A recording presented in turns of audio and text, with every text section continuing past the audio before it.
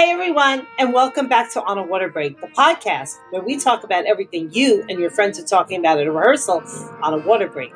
This week, we're all about preserving and creating legacies. We'll also find out what made Justin say, "Did you hit the ceiling again?" and why Sadie said,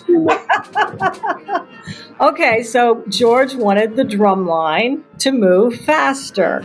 All this and more on this week's episode of On a Water Break. 8 off the mat and go. Welcome to On a Water Break, the podcast where we talk everything marching arts. Everyone, bring it in. It's time for a water break. Hey everyone, it's Trish. We have a great episode this week, and it's all about legacy. Before we see who's on the sidelines this week, go and subscribe on your favorite listening app. Write us a review. Share this with a friend. Got a question or a good topic to talk about? Email us at onawaterbreakpodcast@gmail.com or find us on social media and DM us if you want to be on the show. We even have a form now to fill out if you want to be a guest. Check it out at our link in bio. So who's on the sidelines this week? We have Sadie. Hi. And so Sadie's one of our new regular hosts, and we're thrilled that she could be on the episode with us tonight. But we also have some people that you don't know. Welcome, Justin. Hello. Hi, Justin. And we also have Tommy and Eric. And right now, they're going to tell you a little bit more about who they are, because each and every one of them is going to do a 32 count life story. So here's how this works, everybody. We're going to give you 8 off the mat, and you're just going to tell us everything from day one to right till today in 32 counts. So who wants to start it off? I heard Sadie's ready to go. So Sadie, we'll give you 8 off the mat and go. Hi, I'm Sadie Wallace. I started out as a baton twirler, and I marched in a baton and drum corps. Then I moved on in 1973 to the Finleyville Royal Crusaders, where I met Donald Angelica, who influenced me much through my life. So in 1975, after I aged out, I moved to New Jersey, and I started teaching. I taught the Bridgman in 1978 with Bobby Hoffman and Dennis DeLucia. I also taught a lot of winter guards all over the East Coast. Then I taught the Cadets in 1982. I had met George Zangali in 1975 and Peggy Twiggs, by the way. So we were friends for a long time before we got to teach with each other. And so I taught from 82 to 89, except for 86 when we got fired and we had a teach Star of Indiana. And during that, I taught Winter Guards, Emerald Marquis, Urte, Royal Guardsmen, right, Trish? Yeah. And different drum corps. I taught the Ventures, all girl corps. I taught the Blue Knights. I collaborated with a lot of drum corps throughout the area, the United States, really, and Canada. And then I started to go back to college. I met my husband, who marched in a senior corps with my sister in Pittsburgh, the Steel City Ambassadors. And then we got married in 1990. We moved to Texas immediately. I started teaching the Skyriders in 1991, and I was pregnant on tour with my first son, my first child. And then I kept teaching bands throughout in Texas till 1986. And my son was in a percussion WGI, and he also has a company you may be familiar with, Lot Riot, which is tailored to a percussionist. My daughter did not do drum corps, but she's a dancer, and she teaches at Ballet Austin. I think I probably went over my 32 counts. Yeah, that was good, though. That doesn't matter. Who cares? You did a great job. Good. Okay. Who's up next? Let's see. Eric? I see Eric going like this. Eric, you next? I think I'll go next if you want me. All right. 8 off the mat. 8 off the mat. Let's hear it. I don't hear it, but I'm going to start anyway. So, I started out in the 6th grade at Lenape Valley Regional High School in Stanhope, New Jersey as a 6th grader in my marching band, and marched every year through my senior year, being the drum major for the last 3 years. My last couple of years of high school, I marched Royal Brigade, Drum and Bugle Corps from the Meadowlands, and then that took me to the Cadets, the Garfield Cadets, where I met the wonderful Miss Sadie, along with George Zingali, Mark Sylvester, Peggy Twigg, and everyone else who taught at that time. Aged out. Actually, I didn't age out, but I took my age out year and went and taught Star of Indiana when they started in 85 and 86. Took a year off, judged drum corps from 88 to 2003. I then went back to teach Phantom Regiment, and then I became one of the directors at Phantom Regiment. I got the Blue Stars back in the finals in 08 as their corps director. Then I spent 5 years with Carolina Crown.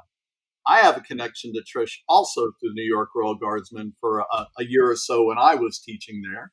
And WPI, BOA, DCI, we're all having fun right now. So now I sat on the Cadets board the last couple of years, and until the last iteration of the board before they ceased to exist, unfortunately. Then we started the 1934 Foundation. Honestly, it kind of overlapped with the last year of the Cadets. So that's my story. I went 64 counts. I apologize. That's okay. It's all good. It's all good. This is like the 6 Degrees of Separation podcast from me tonight, because there's so many of you. Like Justin is like the only person I'm not connected to in some way. We'll get into all of it. But Eric, I'm going to let Justin go next, because as soon as you mentioned Phantom Regiment, Justin was all happy because Justin marched Phantom Regiment. So Justin, of course. So Justin, we're going to give you 8 off the Met. Here we go. Awesome. I was born and raised in Plainfield, Illinois. In 2021, I marched with the Plainfield Marching Band as a saxophone. And then in 22 and 23, I joined as a color guard member. I marched with Plainfield Winter Guard from 22 to 24. I did Phantom Regiment 23 and 24. And then this past winter season, I marched with Pride of Cincinnati for To the Fullest, which unfortunately was their last year. But I am so happy that I was able to experience the greatest love while it was still around. Yes. I don't got much more. Yes. And you know what, Justin? We have a degree of separation too, besides Phantom Regiment.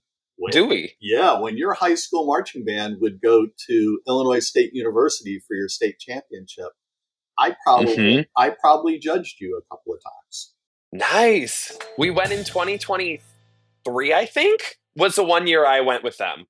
I probably judged that year. That's so oh my awesome. God, this is like around the world here. Now, Justin, what brought you to On a Water Break? Well, I was just sort of sitting around enjoying my summer. It's been crazy not marching for the first time since my junior year of high school, when I got a message from Jackie, just like, hey, do you want to come join this podcast? So one day I was just relaxing around the house when I went on Instagram and saw that Jackie had messaged me, and she was like, do you want to join this podcast? And it's crazy to think about the fact that I'm not marching this summer and I've had so much free time to myself. So I'm like, what the heck? Might as well. Gives me something to do. And right now I'm actually down at my campus town because I'm teaching my high school, Champaign Central High School, during marching band camp. And I was able to make time. We got out of marching band early today at like 4:30 because we have really early rehearsals. And I spent like an hour writing for the show. And then I got back and now I'm here. Yay. And we also heard that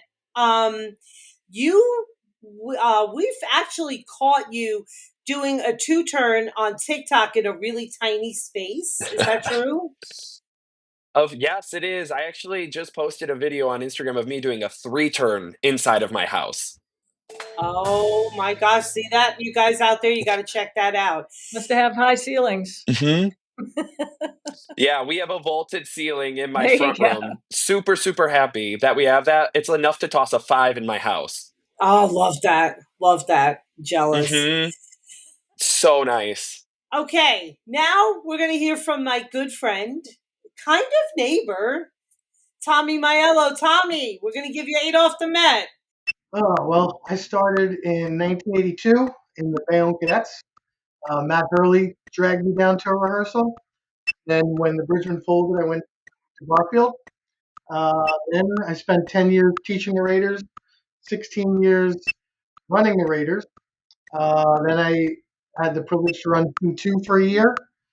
And then I served on the Cadets board for a year and a half.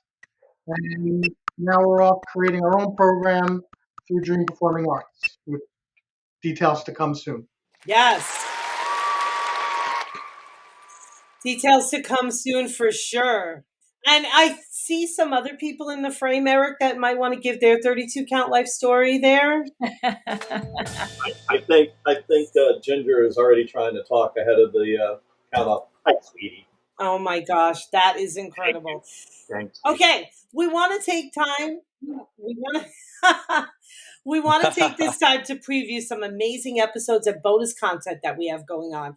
The DCI all-age episode with the Bushwhackers and the Caballeros. It's been an interesting season for those two groups, so don't miss that one. Also, Tie Talks DCI on that one as well. Steven's weekly episode with Chuck Henson and Tour Stories was a blast, so definitely check that one out.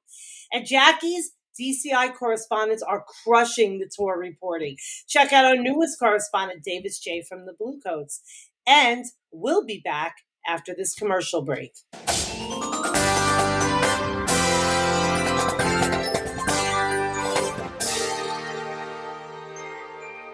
Celebrating its 25th anniversary, Guard Closet was founded as a consignment shop in 2000. Since then, it has grown to become your one-stop shop for the marching arts. Do you need consignment uniforms and flags for your color guard, marching band, or drumline? We have thousands of sets of consignments in stock and ready to ship. Do you need show design and custom choreography? Our designers have years of experience in the marching arts. Do you need to sell your items and clear out your storage areas? We take in more than 600 sets of consignments each year and return hundreds of thousands of dollars to our consigners for their sales. Do you need to have your students order shoes, gloves, and other equipment? We can set up a microsite for easy student ordering of a wide variety of items. Do you need custom costumes or flags? We can help get you great designs from our team through top vendors like Show Day Designs. Have you listened to our podcast On a Water Break? Weekly episodes and bonus content keep you entertained and informed with what's going on in the marching arts. For over 25 years, Guard Closet has been here to help. Check us out at guardcloset.com or follow us on social media.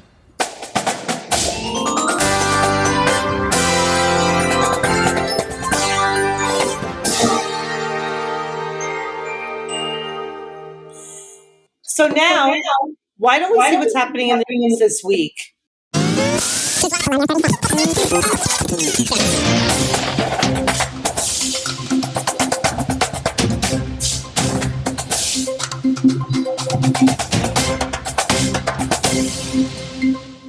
Sadie. Well, the music world suffered a huge loss last week with the passing of Chuck Mangione last Tuesday at the age of 84. How many of us here remember seeing him on the 1983 DCI PBS telecast? I know I definitely do. Yes. I definitely remember watching it and Yes. seeing him. Absolutely. And it was sad for me, too, because in 1978, the Bridgeman played Chuck Mangione songs. So it was always near and dear to my heart as well. And I believe Jeff Kivett, famous soprano soloist from the Muchachos, actually played with him. And, you know, there was that other connection, the drum corps connection. And, you know, that was so sad. Actually, I performed in '83, so I didn't see the telecast until we got home that year. But Chuck Mangione also was a big donor and advocate for the food bank in Rochester.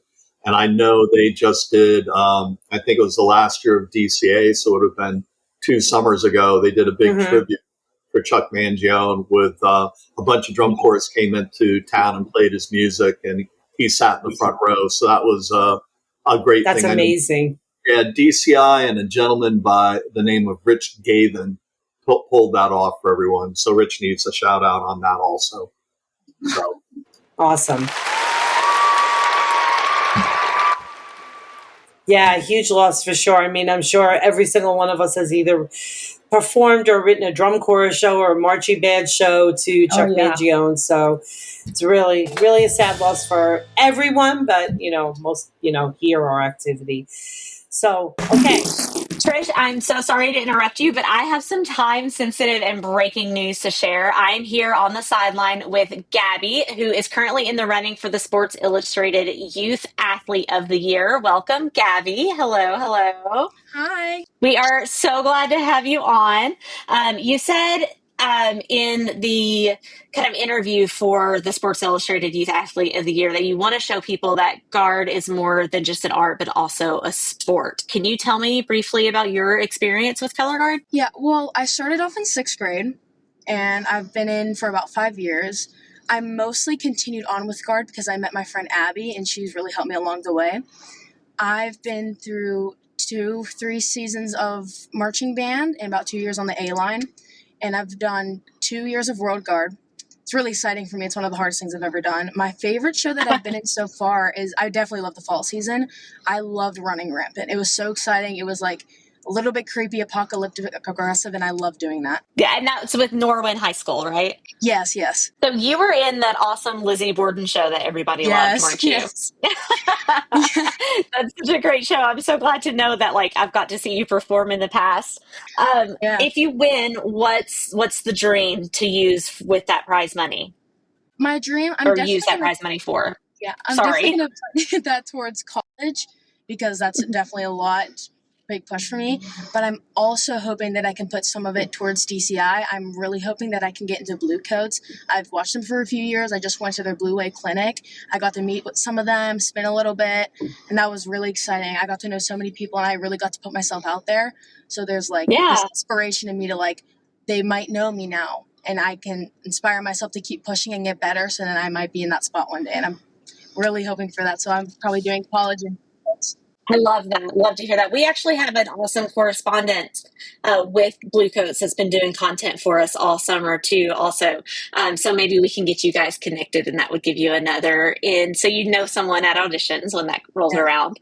But we all want this sport to get more recognition, just like you do, and we can help Gabby do that and get recognition on this huge platform. If we can get on and vote for her, there's daily voting. So we're going to include a link in our description where you can go and vote every single day until August 7th, which is when they narrow it to the top 20. Correct? And then from there, we'll keep daily voting. So we're going to share it, and you can follow along so that we can keep voting and get Gabby to that number 1 spot.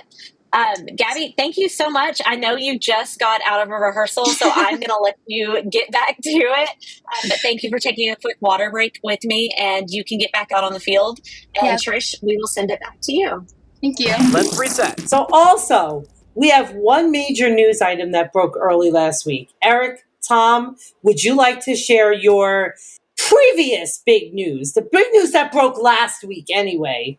No, we don't have anything. We don't have anything to say. April Fool's Day in July.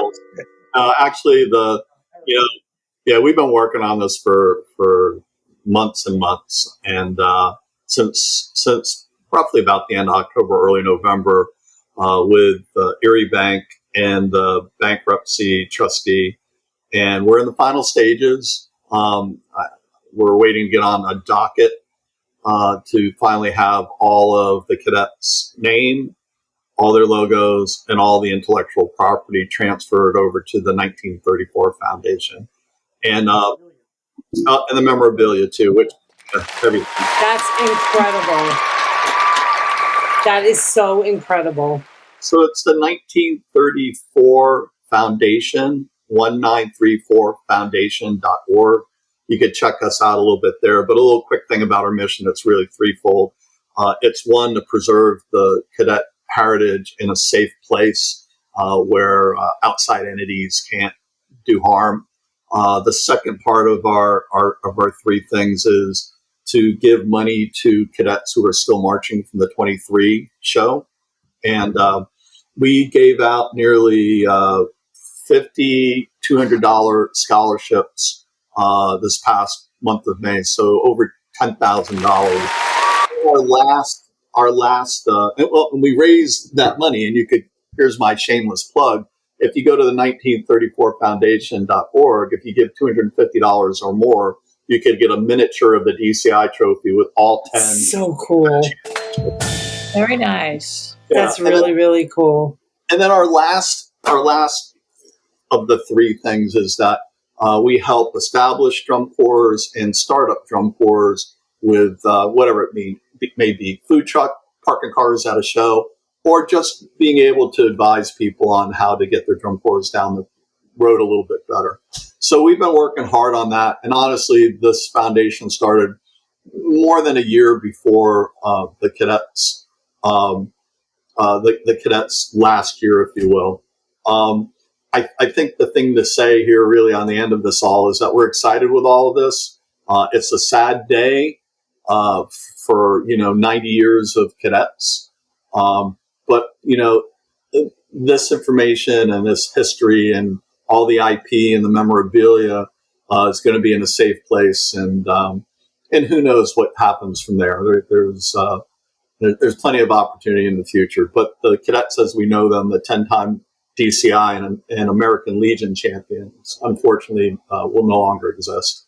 So, which is sad, and I'm sure it's even more sad for you three, who just have so many deep connections to the Corps. You all were either marching members or instructors, or both of the Corps, and I can only imagine that as much of it's a happy day, it's a sad day too. I mean, this weekend is DCI East, and I mean, you walk into DCI East, and DCI East is the cadets, and it's just. We all know all this. You guys know better than I do about the Zingali stories and in the whole world happened at DCI East, right, and all that stuff, and so it's coming out at a really, really important time, I think. And I always wanted to be a cadet. My parents were not into me going on tour, but had I marched DCI, that definitely would have been where I would have been, and it's there's a lot of connection there for all of us. There's a lot of it's really personal to all of us. It was definitely a special time, from the early from basic. Listen, there's 90 years of the cadets, so you just can't start when you started. The cadets have been iconic for 90 years. My part of that timeline started in the fall of 1980, and I marched 1 year in 81, and then Zingali came in 82, and lucky enough to be mentored by him, lucky enough to teach with him. Jerry Cardino, another person who would drag me to Royal Guardsmen rehearsals. That's right. And it was, I'm very blessed to have those experiences and obviously to teach a few places with Sadie also. Hey, back then when Sadie wanted to stretch out the horn line like we were dancers, we kind of made fun of her. But hey, look, a short time later, everybody stretched. Oh my gosh, exactly. Sadie was well ahead of her time. Oh my gosh, it's so true. They were such trouble, those horn players. And drummers too, of course. And drummers too, when we made up the crab walk, that was a hurdle to get past. But now, of course, everybody does it. I was going to say, I'm not even supposed to be a part of this recording. I'm not even supposed to be a part of this recording, and I have to jump in and say, what do you mean, Sadie? You just breezed by when we made up the crab walk. No, you can't just say. Okay. Okay, so George wanted the drum line to move faster. I, at the time, was in college, finishing my degree in physical education and dance, and I had to take all the sports there are. And I had a lot of friends that were on the football team, and they did that. They did like a stagger grapevine type move. Step behind, step in front, step behind. So I said, well, we could try this, see if they can get a little bit farther. Instead of being in parallel position with your feet, we can stay in the turned out position and see if we can get. So we did it behind, we did it in the front. We moved, we messed around with it quite a bit. Tom Hannum didn't like it, of course. Jeremy is so shook right now. I am shook. Tom was very gracious in allowing us to make the drummers do that, because I know it was harder for them to play, obviously. And, we were like at 200 beats per minute. It was ridiculously fast. So, yeah, that's how it started, actually. Well, let's take it a step further. I want to see your brain explode right here. Oh, my God, please. Oh, my God. You ready? The Cadets also invented, I think most people would know, backing up on your toes. Yes. Right? Yeah. Right? We all know that, right? Well, yes. here's how it happened. We were up in good old Mahwah, New Jersey at the Ford Motor Plant. Shout out Bern County. Yeah. Shout out Bern County. And at the beginning of the 1982 show, I started on the 50, and then I backed up to like the 20-yard line, and then the back hash, and then I had to cross over to side 2 at 180 beats per minute, and we couldn't make Mark Whitlock's story too. Come on, let's go. And we couldn't make our sets. And Zingali from on top of the truck goes, Eric Sabach, how can you make your set? And I said, well, I think if I get up on my toes, like my platform, I didn't know what platform was. I hate you right now. I hate you.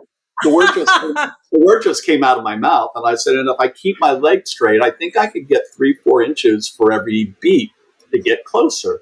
And Zingali goes, absolutely not. Again. And we didn't make it again. And he goes, again. We didn't make it again. He goes, again.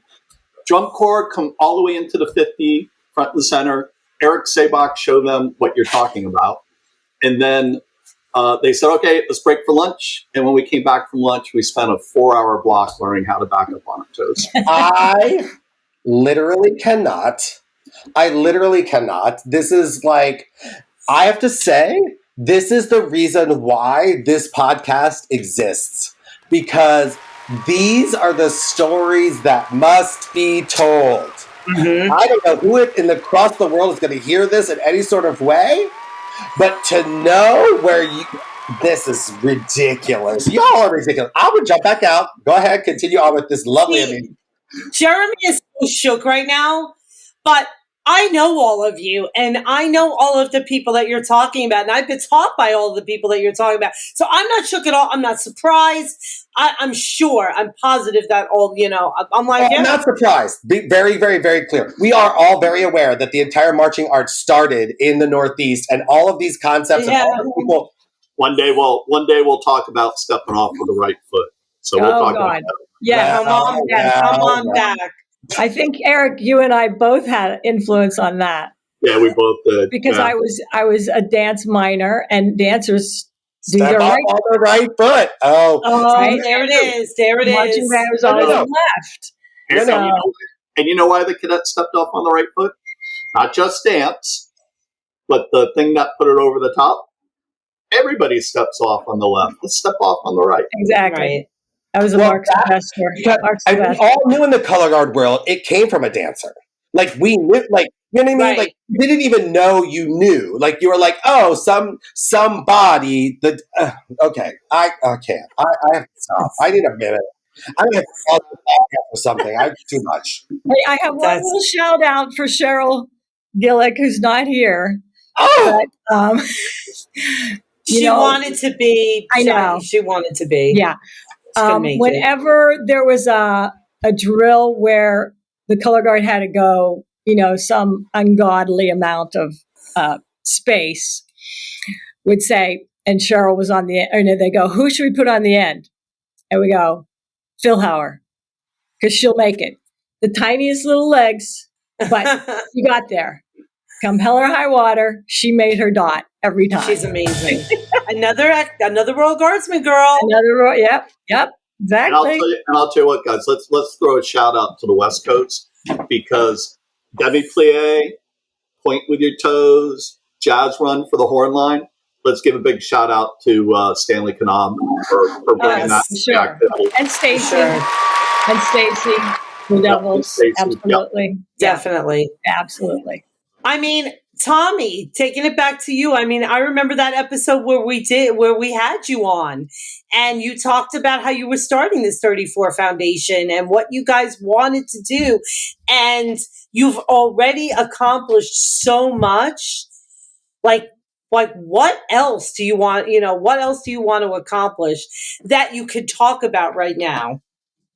Well, the 34th Foundation is going to keep growing, and hopefully we'll get more people involved to help raising money, because the money's all going back. The only operating expenses we take for the foundation is the insurance and the website. 34, Eric and I are also serving on the board of performing arts, and they're working closely. We have, obviously, Envy has been a very successful Winter Guard program, which will be going into what now, the third or fourth year it is? Going on four. And there's a couple other programs in the oven baking right now that we'll see for 2026 should be pretty busy. Oh, come on, Tommy. There's going to be a big internet announcement. Watch out for the social medias on Wednesday. Thursday. That's all you got. Wednesday night. Since as Tommy just mentioned, this episode doesn't come out until Friday. You can fully explain what's going to happen if you want to, based on the announcement, and say the announcement was just made. Say it. Breaking news.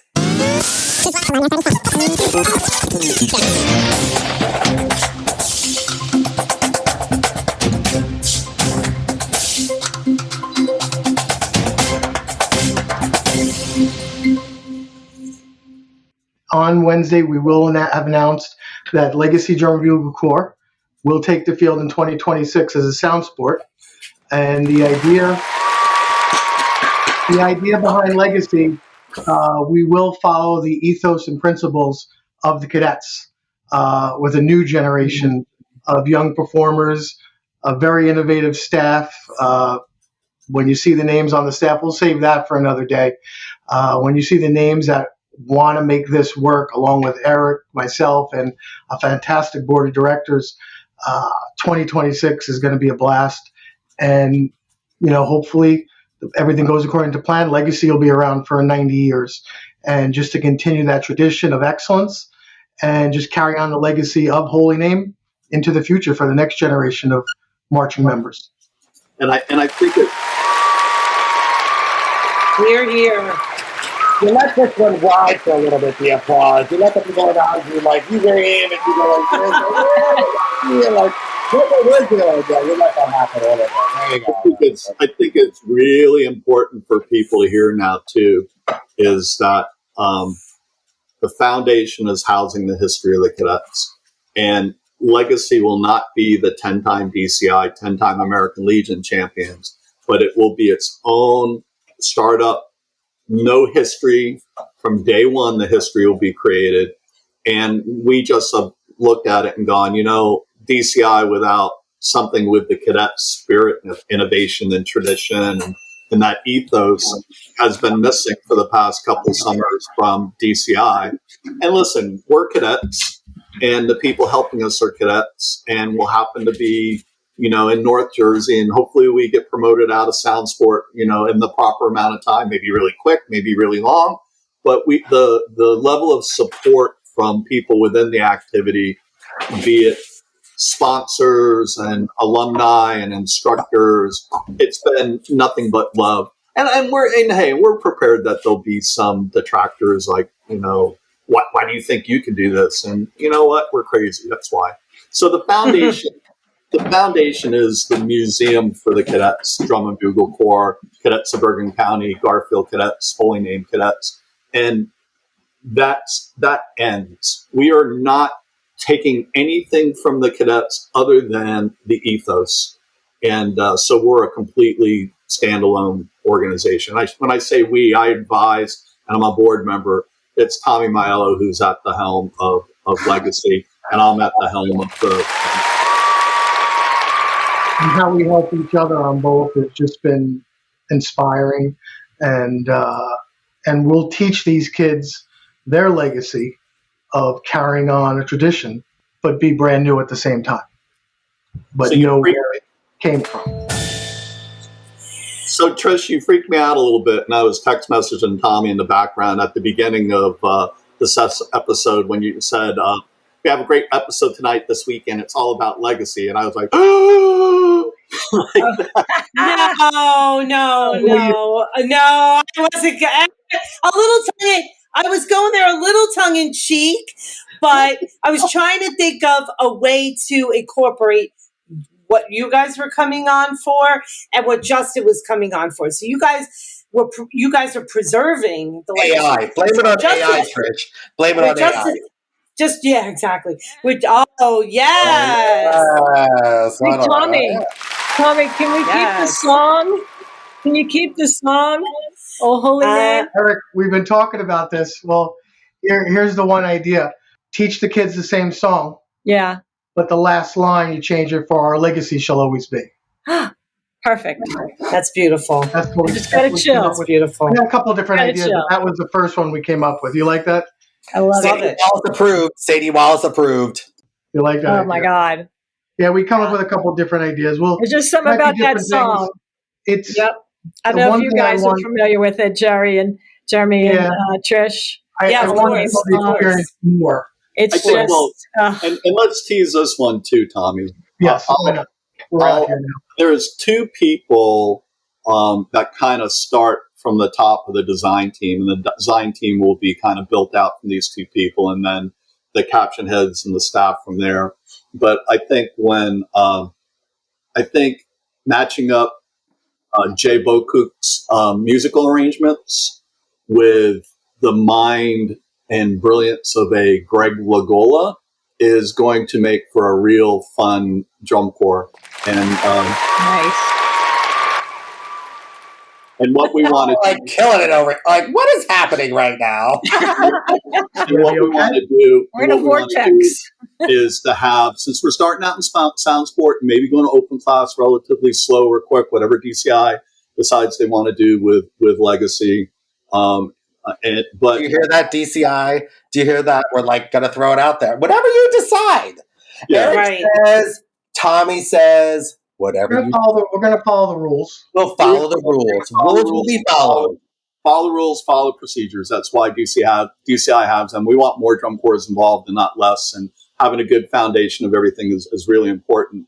But we want to make sure the fans are really excited and they remember us and they remember drum corps. And there's melody that they could sing in the car, whistle and walking and bopping to, a melody that they know. That's how we're going to start. Tommy and Greg and Jay are all on board with all this. A lot of this is their ideas, and it's going to be a lot of fun. So look for the press release, I guess, right? Oh, right, yeah. Tom? It's until Wednesday right now, make everything in order, and then if you're going to post on Friday, that's perfect. Yeah, that's perfect. Thank you. Timing is everything. It's going to be crazy. Great. Okay. That's all I got. Sadie, your head must be like exploding like Jeremy's was a minute ago right now. So what do you think? What are your thoughts on this as a former cadet staff member, the creator of the crab walk? Like what are your thoughts right now? Co-creator. It was a team effort. Everything we did was a collaborative team effort, believe me. And that's why we love marching band. And that's why we love the marching arts, because everything is a collaborative effort. Team. Absolutely. I am so heartened by it because I was so saddened by the demise. I couldn't believe it. I was in denial for, a long time. And last year at Peggy's Memorial, we had a big group of alumni there, and they stood up and we sang the song, and the Lancer people, some of them came and joined us. I mean, it was just, so I couldn't be happier. That's fantastic. It's awesome. Yeah. I mean, we made it through the 50th, 1984, the 50th anniversary, which was fantastic. Michael Cesario with his 3 types of gold lame. No, we can't just have 1 type of gold lame. We had to have 3 types of gold lame.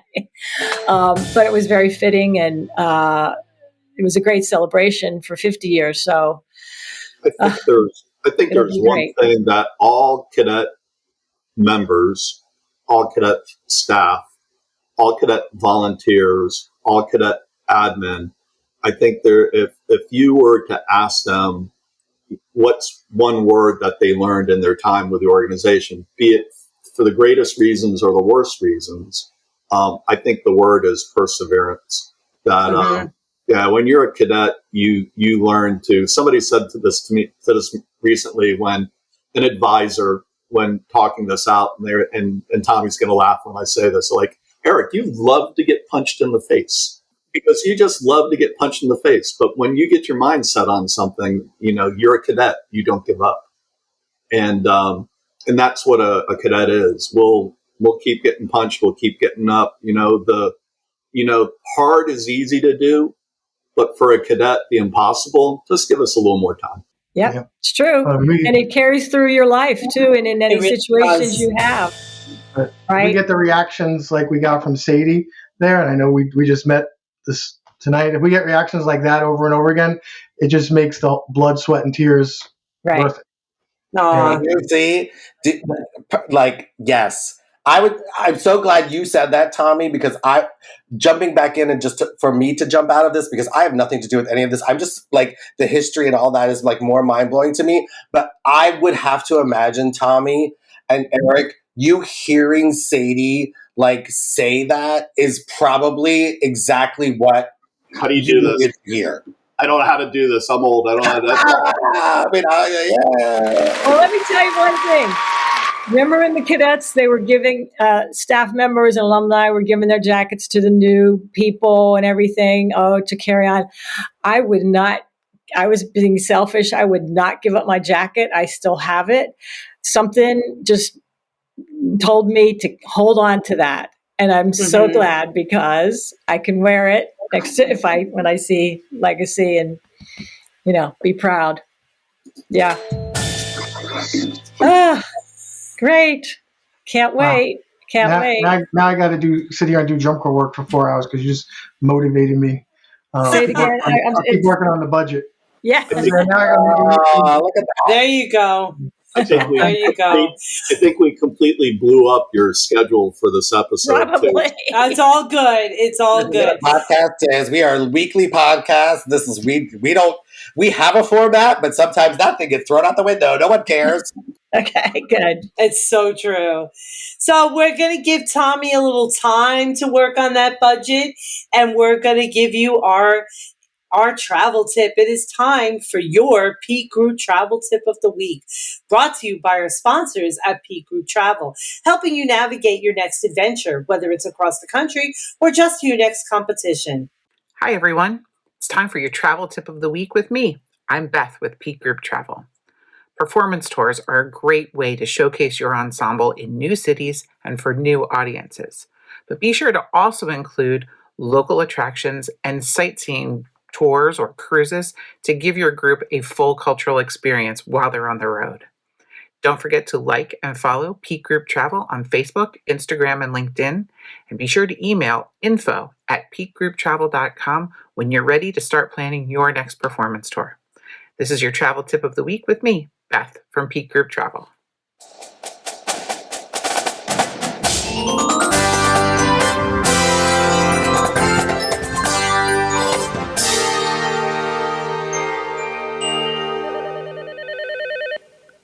Ready to elevate your travel game? Welcome to Peak Group Travel, the ultimate adventure creators. Whether you're planning an unforgettable class trip, a once-in-a-lifetime parade experience for your marching band, or a choir tour full of memorable performance venues, Peak Group Travel handles it all, so you can focus on making memories. From breathtaking international destinations to amazing adventures right here at home, Peak Group Travel customizes every journey to your vision. We're not just planners, we're your partners for the trip you want for your students. Our online registration portal makes managing your pre-trip experience smooth and convenient. We even collect your payments if you'd like. Picture it, effortless planning, unmatched experiences, and smiles that last long after the journey ends. That's the Peak Group Travel difference. And if you choose to partner with Peak on your next tour, and you mention that you heard about us on the On a Water Break podcast, you'll earn a $100 trip credit. Discover why groups everywhere trust Peak Group Travel. Follow us on Facebook, Instagram, and LinkedIn, and be sure to visit peakgrouptravel.com today. You pick the date, and we'll make it great.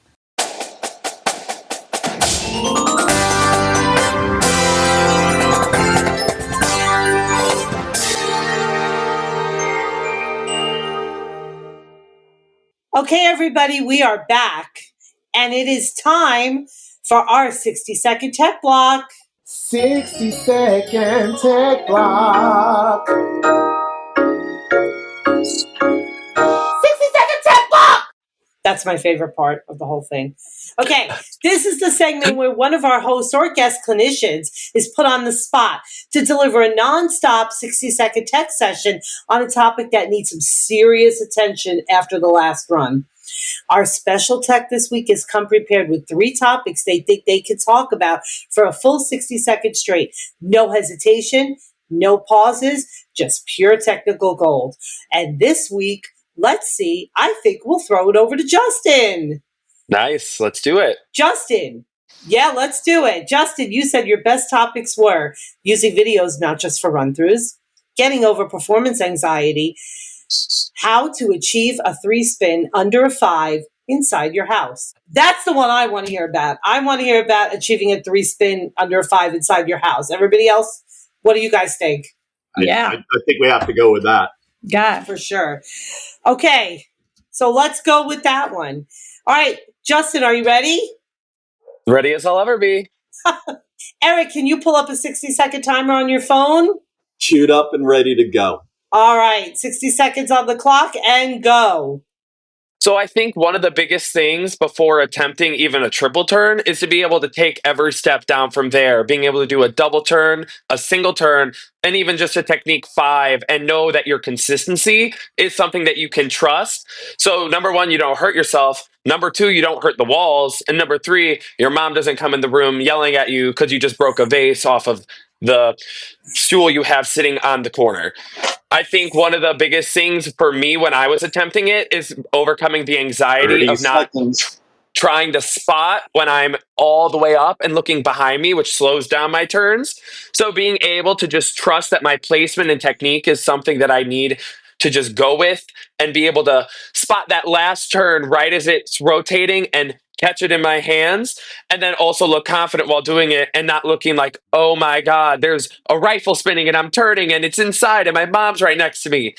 And being able to understand how my body is supposed to move while also being able to keep all of my technique and keep everything that I need to keep in my mind so fresh that I don't hurt anything.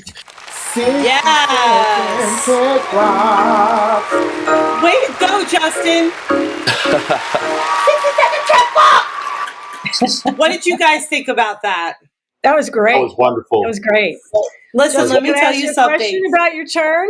Do you like put an X on the floor so that you know where to be? I do not know. Okay.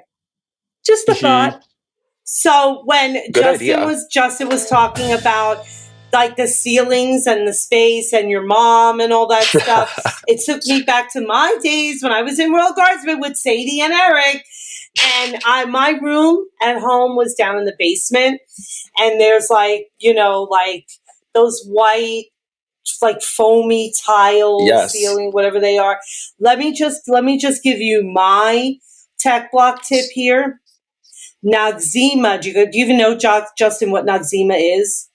It's like this white stuff they used to like wash your face with. It's like this white stuff that used to come in a jar you used to wash your face with. And because it's white, it does not cover up those spots on the ceiling that you don't want your parents to see that you hit the ceiling spinning. It doesn't work. I wish I could reach my ceiling to be able to cover it up. I will say I've definitely dinked my ceiling more than once in the time I have been spinning in my house. It's way too high for me to be able to hide it or cover it up before I hear my mom walking down the hall. Jealous. Did you hit the ceiling again? I love that. That's great. Yes. I love that. Mm-hmm. Okay, so that was an awesome 60-second tech block. Hopefully someone out there just got the tech advice that they didn't know they needed. But now it's time to switch things up a little. It's time for everybody's favorite, what are we doing? What are we doing?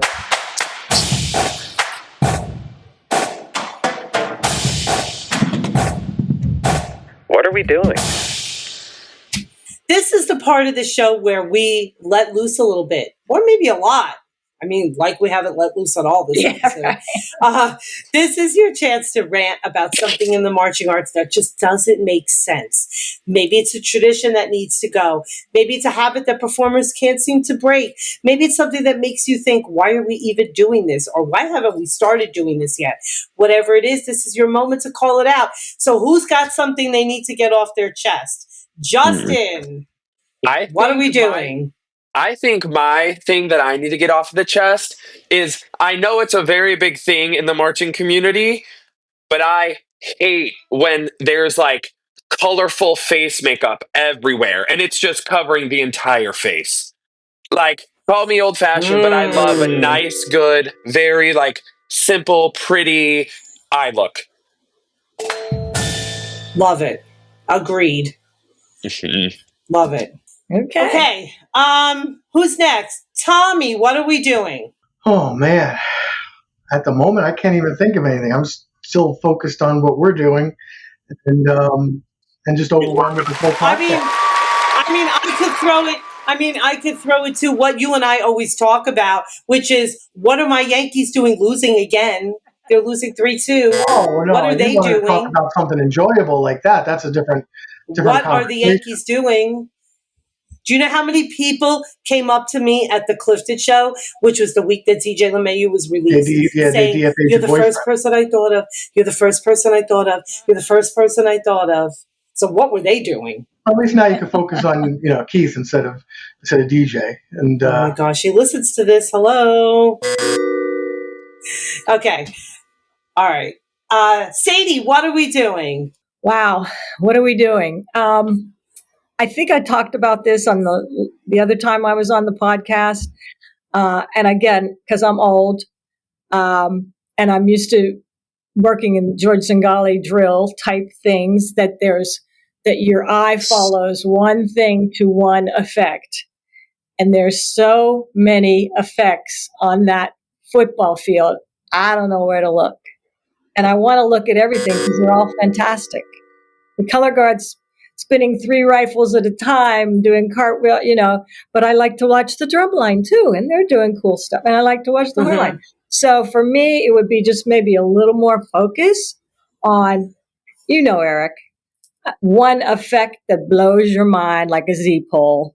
That one again. But just tidy it up a little bit. Is that? Do I sound old-fashioned? No. But I mean, that's just a hard thing for me to watch, because I've been watching on, YouTube and everything, and in the last couple of years for sure. But that's still, I just, I get anxiety because I want to watch. I'd have to watch the show like 5 times to see everything that I want to see. Is that? I hear you. That make sense at all? It does. It does. Okay. Eric, what are we doing? Oh boy. I got 3 of them, and I can't really choose which one is more important. Do them quickly. I'm going to do them quickly. One, I want a spontaneous reaction, like throwing babies when you go to a drum corps show. I don't want to be overcome by high notes and intricate passages and drum features, 12 drum features. I want something that emotionally charges me. 2, I'm kind of over all the electronics a little bit. I like them; they're not going to go away. But I think they're kind of being overused at this point in time, where I want it to be the performers on the field, not the person behind the soundboard. And my favorite one is, I think that every summer, every drum corps food truck should have to break down for one day on tour. Oh, no. Just so those could remember and know what us old people went through. Oh, no. It's character. And please don't make it be Spirit of Atlanta. My little cousin's marching there. And, well, I'll save it for my Dutch ago. But I'll do my what are we doing now? Troopers. So the Troopers have a new ending. And it's bringing out the coffin. And the trooper is riding off into the sunset. So I have a friend who's on the guard staff, and I texted him, and I go, wow, the guard looks really, just watching on Flow, the guard looks really great. But, like, what's going on? Like, what, he said they're just going to, they're doing away with the whole trooper character that they've done with the last couple of years, and they're going to try to do something a little bit more modern next year. And even though everything has to change, I just got like a weird feeling about it. Like there's some corps that like you can't just get too far away from it. I just feel like, I mean, Justin, you marched Phantom Regiment. You could tell it's Phantom Regiment on the field. You could tell it's the Phantom Regiment, even though you're dressed totally different. It's a completely different, style, vibe, whatever. We see them coming. We go, okay, that's the Phantom Regiment we watched when we were young. Like it's, you saw all that tradition. It's there. And there's just some groups that I know you guys are going through this with, with the whole cadets thing. You just can't break too far away from it. So, I mean, I haven't seen the show live. I'm going to see it this weekend in Allentown. But so their program coordinator got up on Facebook and said, it's public. I mean, I don't care if you don't like it. We like it. We love it. And I'm like, like you just open yourself up for everybody to comment and be like, we don't like it. Okay. We don't like your ending. We like the troopers. Like we want the 11 on the hat. Like we want all that. You know what I mean? So by putting up that status, like, okay, now you're just opening up a can of worms. And it's funny because I was talking to one of my friends and I was like, they could still be modern and still be them. Like, I'm going to throw back again, Justin to Phantom. You could still be modern and still be them, but now you just opened it up. So, Justin, what do you think, being a Phantom alum? I definitely agree with that 100%. I understand the evolving as the sport evolves, because obviously if we were to stay where we were 20, 30 years ago, we would be nowhere compared to where we are today. And I think it's such an important thing for every corps to go through. However, I think being able to understand where this modern era has come from and the predecessors that we're following is such an important part of what makes this activity so amazing and so great, because we have so many generations and decades to fall back onto when we're going through hard times, or even just when you need somebody to be like, go Phantom, go whoever. Being able to have those alums be able to come and support you no matter what your show is, because it's still the Phantom Regiment or whatever corps it is. I agree. I would tell you too is that I am personal friends with Troopers program coordinator, and they're never going to lose the spirit of the Troopers. That's good. That's reassuring. They know who they are and they know who they want to be. They're just going to they're going to tell the story a little bit differently, is what I would say. But like, I was throwing it back to like the oil show a couple of years ago. My God. That was super modern. You had a cellist up on top of the oil rig. Like you had, that was very different for drum Love that corps. show. You know what I mean? Like, but they were still the troopers. You know what I mean? So that's what I'm hoping, Eric, that they're going to do. That they're still going to be the troopers, but just a more modern version. And then I think everybody will be happy. I think all the modern drum corps have they go down a rabbit hole of we need to be different. And as they explore being different and unique and trend setting and all the things that the cadets were in the 80s and the 90s, a lot of these drum corps in a much more modern way are doing it now. But they always come back to who they are. When you get into the top 6, there's a lot of experimentation going on. But when you look down, you still know it's Vanguard. You still know it took Phantom Regiment a few years to get into that top 6 where they could experiment and be the Phantom Regiment, right? It's Crown, it's the Boston Crusaders. I love the fact that the Blue Devils are wearing blue, right? With all that sublimation down the one pant leg.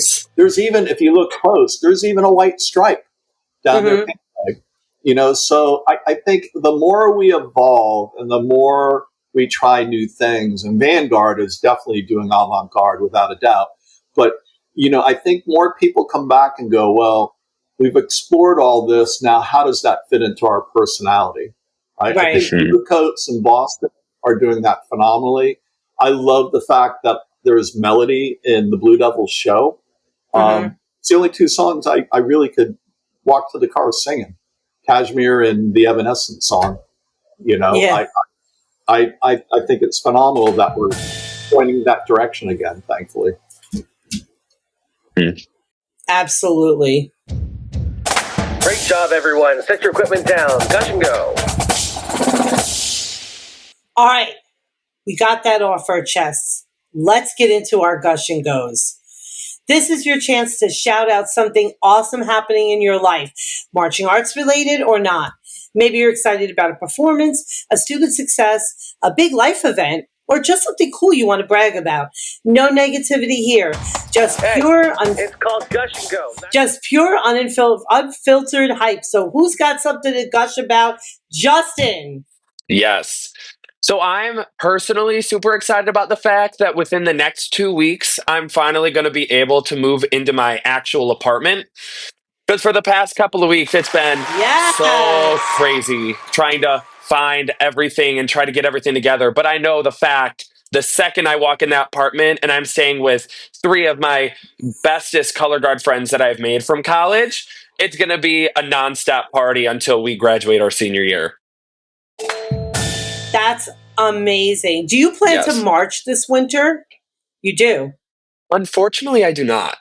Just due to where I'm located at the University of Illinois, there really isn't anywhere close enough while also being able to direct the color guard that I'm directing. I wish I could. I have tried to contact so many people, like, can you help me out during winter? And I've had zero luck. So unless I can find somebody who is willing to be able to grow the program to where I want it to be, I just don't see it feasible to be able to do that while also maintaining my grades, my job, and then also just not spending $10,000 on gas, because gas is expensive. It is. All right, on a water break, listeners. If you could help Justin march this winter, come in and work with his kids so he could, march on the weekends, let him know. Sadie, what are you gushing and going about? Well, I will say that I am very proud of myself. I performed I call it an old lady dance group because I'm 71. It was called the Spectacular Follies. You must be 55 or better to audition for it. And I auditioned and I got into the dance line. They have a lot of singers, former professional singers. Anyway, and I got to dance with these young 60-year-olds. But it was true dancing that I hadn't performed in years, if ever. I was in 5 different numbers. You had to wear character shoes, and it was a great experience. I would love to see that because I had some medical issues and still have some. So I was very proud of myself. It's a wild group, these old people, let me tell you. If you go to spectacularfollies.com, you'll see a little clip. I would love to see it. I will do that. I will It definitely was do hilarious and funny and hard all at the same time. Of course, I wanted to clean all the numbers, but it was my first year, so I held back. When I asked them what count that was on, they'd say, well, we're not sure. Like, okay. So, of course, I wrote all the counts out for everybody. That. Oh, I can't wait to watch it. I can't wait. But it was a really unique experience, and I'm glad I pushed myself to do it because I didn't think I would be able to. So, yeah. Excellent. Good for you, Sadie. I can't wait to see it. You guys should all check it out. Yeah. Tommy, what are you gushing about? I kind of have an idea. Yeah, we kind of know. Yeah, I'm just excited about the potential of Dream Performing Arts and Legacy and all the programs with the amazing group of people, the board, the staff, the admin, and the 34 Foundation. The same thing, the potential that is there and the excitement, helping the marching arts grow into the next 100 years. Yes. Eric, what's your gush and go? Well, obviously, everything that we announced tonight at 34 Foundation and us coming into, the home stretch of some of these legal things in the Cadets memorabilia. But I got a fun story. It's going to start with some tragedy, but it always ends up good. Many of you guys know that I'm a golden retriever dad. They're my babies. And from October to January, I lost 2 very special dogs in my life. And when one passed away, I got my younger dog, a puppy. And then 2 months later, that dog passed away. So I was just left with the one puppy. And I get my dogs. I fly up from Houston, Texas to a breeder near Princeton. And when I told her about the second dog passing, she goes, I just had a litter last week. And I picked him up on St. Patrick's Day, 2025, and his name is St. Patrick. Aww. And the special thing about St. Patrick is, if anyone knows Kirk Herbstreit, the ESPN football and college football. Yeah, sure. And he all his social media, you see the golden retrievers with him. Well, my little buddy St. Patrick is Kirk Herbstreit's puppy's brother.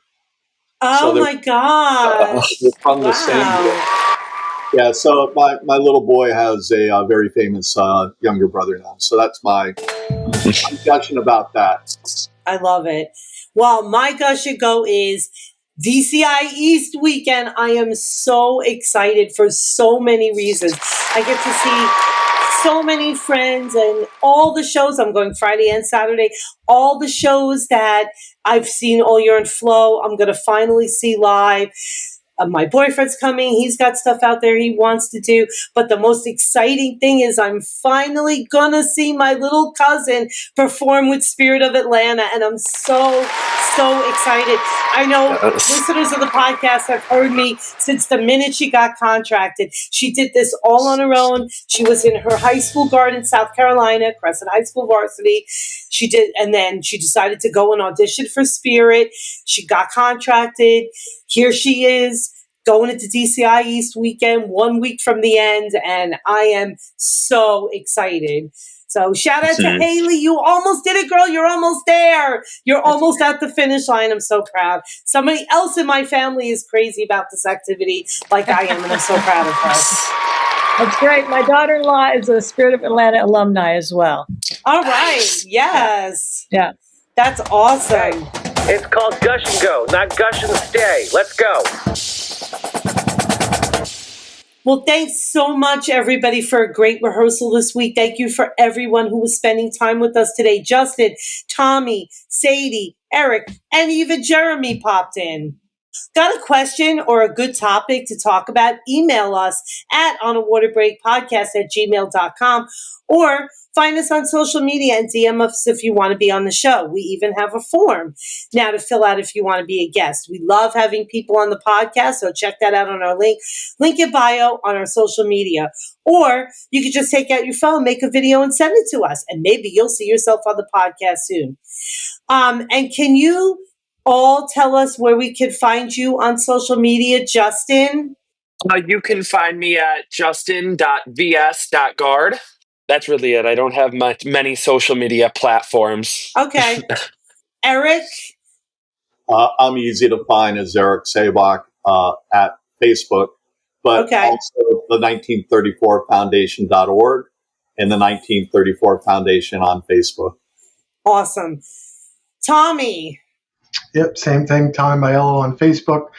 Dream Performing Arts is on Facebook. Legacy will be on Facebook. Envy, Hype Wins, they're all on Facebook. And come check it out. And finally, Sadie. On Instagram, I am M.Sadie Wallace. And on Facebook, just Sadie Wallace. Awesome. Make sure you follow everybody. One more thing. Don't forget we have a YouTube channel now, so go and subscribe so you can see all of us there. Also, before you close out of your podcast listening app, go subscribe, write us a review, and share this with a friend. Follow us on social media at On a Water Break, and we'll see you at the next rehearsal on a water break. The On a Water Break podcast was produced by Jeremy Williams and Christine Reams. The intro and outro music was produced by Josh Lyda. To learn more, visit lydamusic.com. And until next time, thanks for tuning in.